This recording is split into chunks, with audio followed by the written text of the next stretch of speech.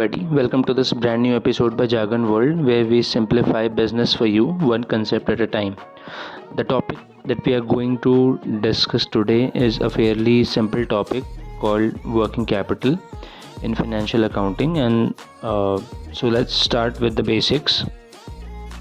So we'll first move to the definition.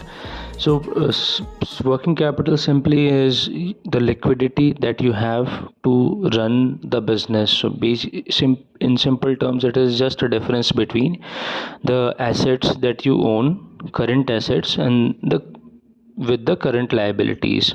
And now we'll move to the formula. So as stated, it is just a difference between the current assets and the liabilities. So when we talk about current assets, basically it means that within the operating cycle, the assets which can be turned into cash. And similar, within the operating cycle, the money that we have to pay to the creditors is in other words, the obligations that the company has.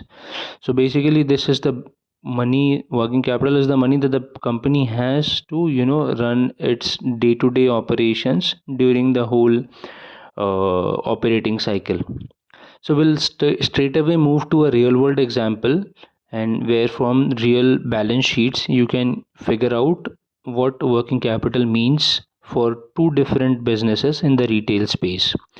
So the first company that we are going to talk about is Dmart. And in Dmart, to derive the working capital, the necessary heads I have highlighted it. So this is the total current assets and this is the total current liabilities. So when you look closer in the current assets, so the heads that they have, inventories, so these can be converted into cash in the operating cycle. Then there are investments that they have done. This is the trade receivables, the money that they would receive from their customers. Then this is cash and cash equivalents, bank balances, and other current financial assets. So all of the heads, this company can convert to cash within the current operating cycle. So that is why the name current assets. Similarly, if we dive deeper into the current liabilities, so there are different type of liabilities. That the lease liability which the company is obligated to pay. Then there are trade payables to different suppliers. Then there are the other current liabilities provisions. So on in a nutshell, these are the obligations that the company would pay within the operating cycle of financial year 23 to 24. So this is what it means. So we'll just plug in the values in the next slide to derive the working capital. So by the way, all of these figures are in crores for Dmart. So Dmart has 4,183 crores as working capital for its business in the financial year 23-24. Now we'll move to another company in the same retail segment and compare this with Dmart, how it fares in terms of managing its working capital.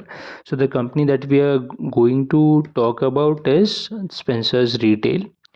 So again, they have from their balance sheets will the values that we need to plug. I have highlighted it. This is the total current assets. That is the total current liabilities. Similar heads in current assets for this company, but there is a striking difference between the two companies. When you see the working capital through the formula, you'll get to know, and we'll get back to this slide again. So when we plug in the values, this is negative.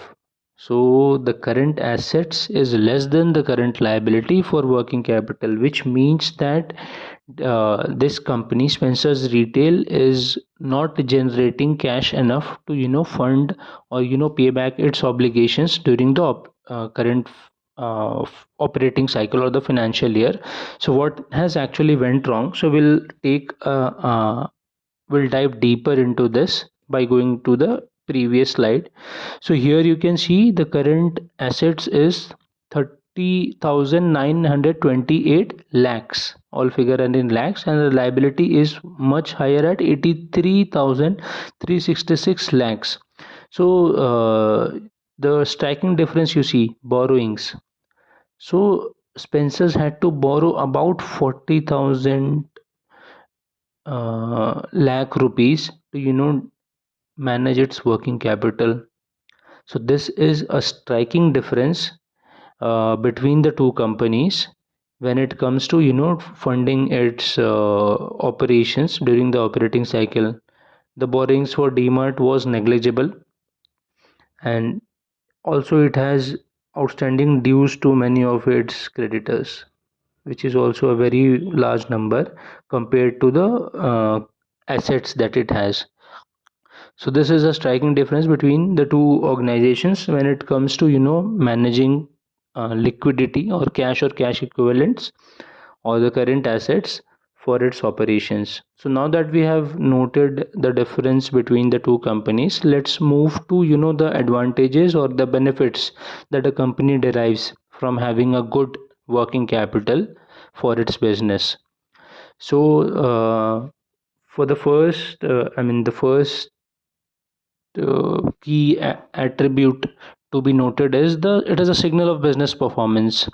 So when your company or when your organization is generating cash, so this means that the business is running fine and you will be able to pay all your suppliers or your creditors. So this is a signal of good business. A good working capital is a signal of a good business performance.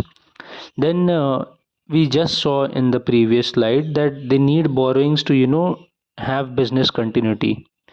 So so this is not a very good sign for any business that they need external funds, because gathering funds is expensive. If your business is not generating money, then you look at higher cost funds from outside to run your business, which is not sustainable in the long run.